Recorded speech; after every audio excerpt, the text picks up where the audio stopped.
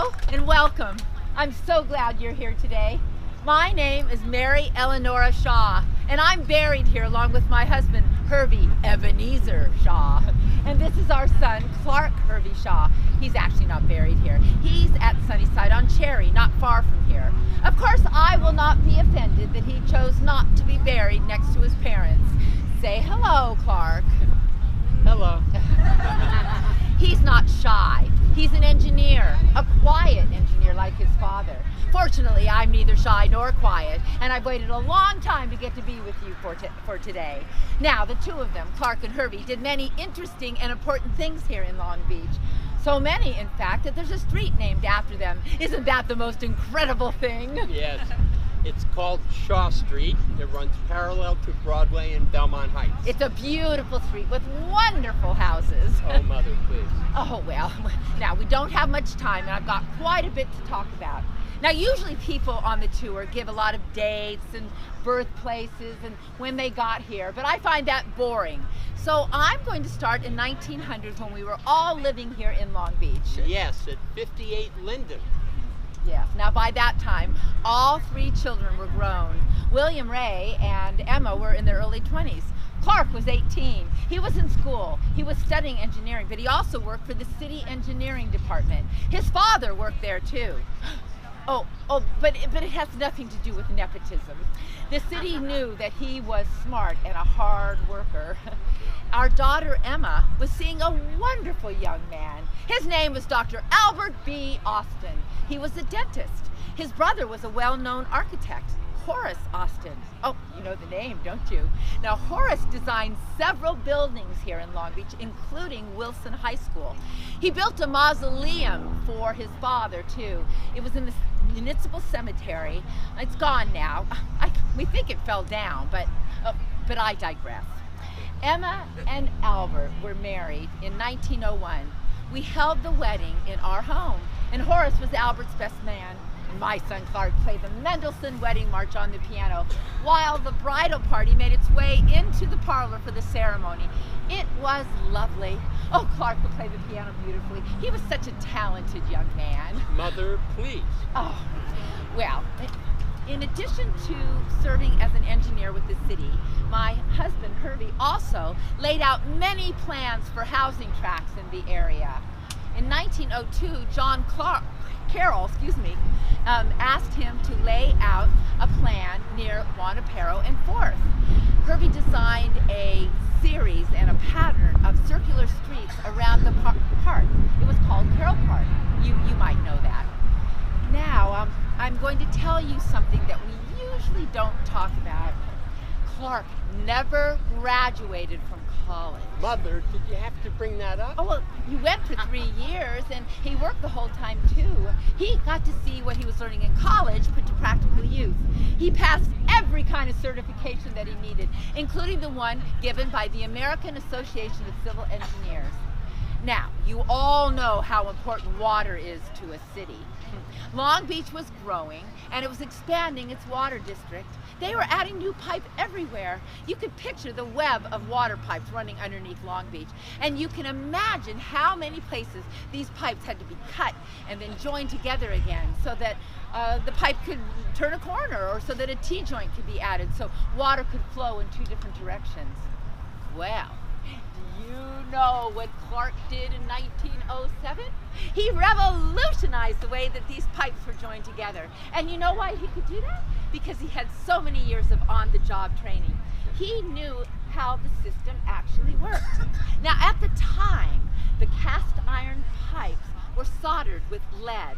It was very expensive, and it required molten lead and protective gear for the men. It could be very dangerous. Clark thought there had to be a cheaper and easier way to do it. Now, these were really big pipes. They could be like 24 inches on a main water line, and the water flowed through them with incredible pressure. Clark thought cement might do a better job. So he mixed cement into a paste, he tried it, and it held. Now, it did take some time. It wasn't like the first try was the one, but through trial and error, Clark and the others working with him hit on the right formula.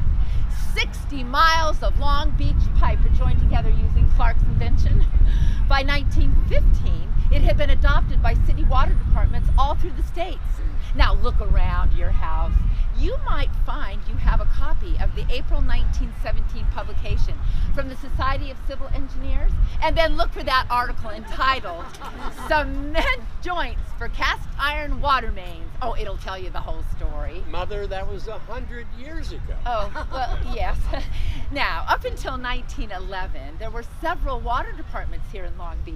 But that changed when Long Beach voters approved nearly $1 million in bonds to purchase all the local water companies.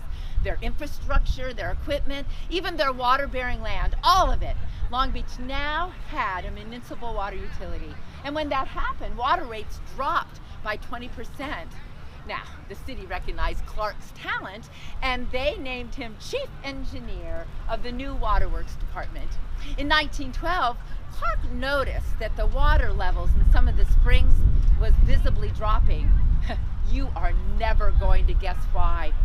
The Cerritos Gun Club was pulling water out to fill their new duck pond. Oh, think about it. Gun club? Duck pond? You know what they had in mind. Oh, well, Clark told the city, and then they were forced to stop. Now, it's obvious when you look around here that California's been hit by a drought. This isn't the first time. We were also in the throes of a drought in 1912, and Clark had to tell the city water customers they needed to conserve water. They've had a lot of practice delivering that message lately. I hope you're all doing what you can to conserve water. It's what Clark would have wanted. Oh, Mother, please. Oh. By 1918, Clark was married to a lovely woman named Edna. World War I was winding down that year, and Clark served as a lieutenant in the 1st Engineers Division of the Army, but he was never called into active service. Oh, I was so glad. I don't think any mother wants to see their son go off to war. Then, a few years later, in 1921, Clark was named superintendent of the water department.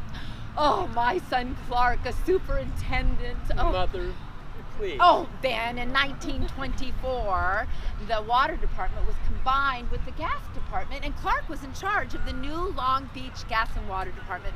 I was so proud. Well, Clark stayed working with the city for many years. In 1944, he wrote a history of the water department. Do you know how unusual it is for a city agency to actually chronicle its history? Well, this was a wonderful document, and it was included in the water department's annual report. It had photos of the early buildings. Oh, it was quite interesting. Oh, and that area up there? That area was very important to the water department's history. I know Clark spent a lot of time up there. It had water wells from the springs, a pumping station, and a reservoir. And right here, this is a wonderful vantage point to watch how the city is developing that area into a park, Willow Springs Park. And there's a bench that will eventually become part of a historic display that I like to think of as Clark's bench. Of course, that's silly because there were many people who sat in it over the years, but Clark was one of them, and that's good enough for me. And that area, the park, is going to be filled with native plants, just like the water department recommends. Mother, I think your time is up. Oh no! Oh no! I'm not done yet. I didn't get a chance to talk about all the other wonderful things you did, like serve as worshipful master of the Masonic Lodge and your long-standing membership in the Rotary. And Mother, say goodbye. Oh, goodbye, everyone, and thank you for supporting the Historical Society of Long Beach. Thank you.